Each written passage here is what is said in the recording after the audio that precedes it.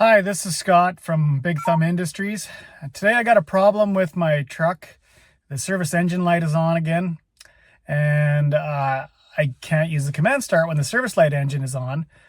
Now, if I was to take it into a dealer, I'd have to wait, and then they would find a code, and then they would probably try to fix something and charge me a bunch of money. But my experience with these newer vehicles is that they'll throw codes all the time, mostly because the weather changes. We get slushy, wet weather, and it'll make something happen, and all of a sudden the code will flash up.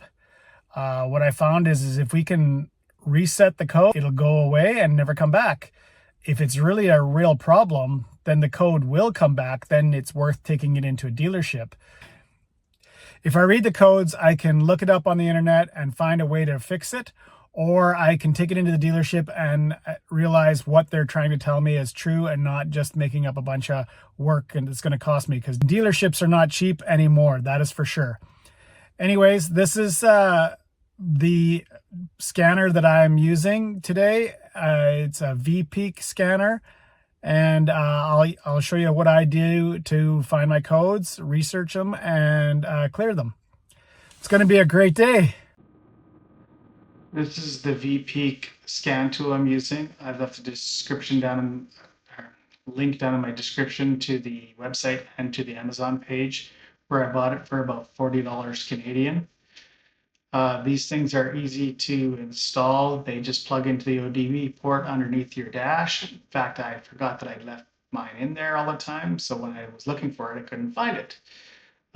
But it's so unobtrusive that you can just leave it in there and have it available to you at all times. So we connect to the scanner with a program called Car Scanner from Veepeak. Once it connects to the Bluetooth, you can see all the things that's available. Diagnostic engine codes, what we're looking for.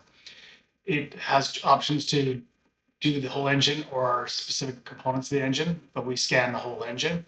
And you'll have two warnings come up here, but it comes up twice because it comes from two different sources. You can export this to any program on your phone, but I like to take a snapshot of these and store it in my phone. It's just easier and always works. So I take a snapshot and then I can look at it later on the internet.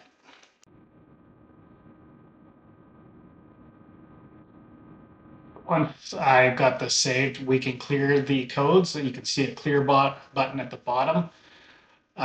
We just hit clear. It gives you a couple options on what you want to clear, but I clear everything. It gives you a warning that it might not work, but I've had many different vehicles and I've never had it not be able to clear codes on the vehicle.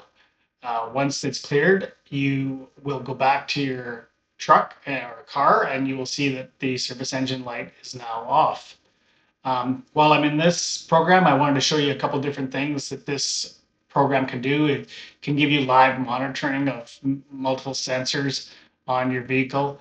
I tried to showcase as many kind of weird things as I could without it being boring, but it kind of still is boring, depending on what your level of knowledge is of engines, vehicles.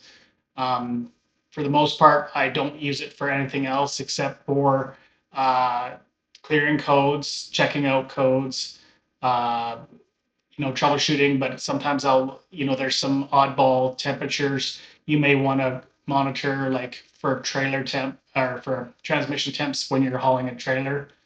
And it's live readings, so it's taking it straight from the computer. And like I say, it's going to your phones. There's no cable. So this is a nice feature to have if you're troubleshooting problems, or you're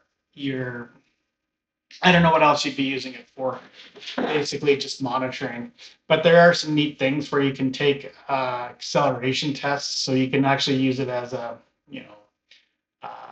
kind of GPS for speed tests, which is kind of cool. There's graphing.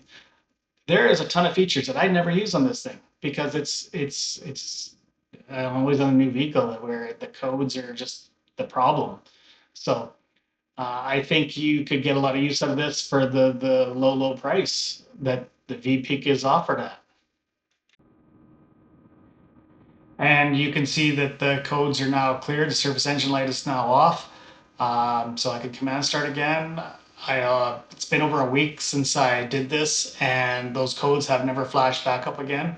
So, like I say, lots of these codes are just momentary problems, and they can be cleared, and they're never a problem again. But let's look at them and see what they are.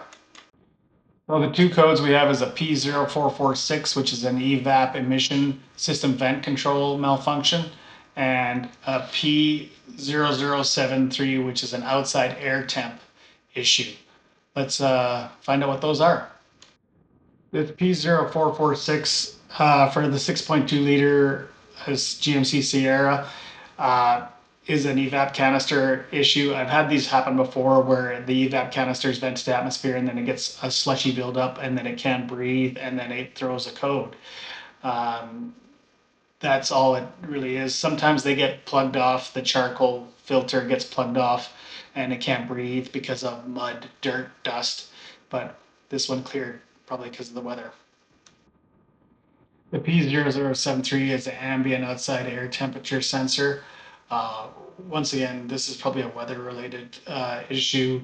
It's not very serious. It's just a sensor that checks the temperature compared to the outside air temperature compared to the intake air temperature, and it's looking for problems that aren't really there.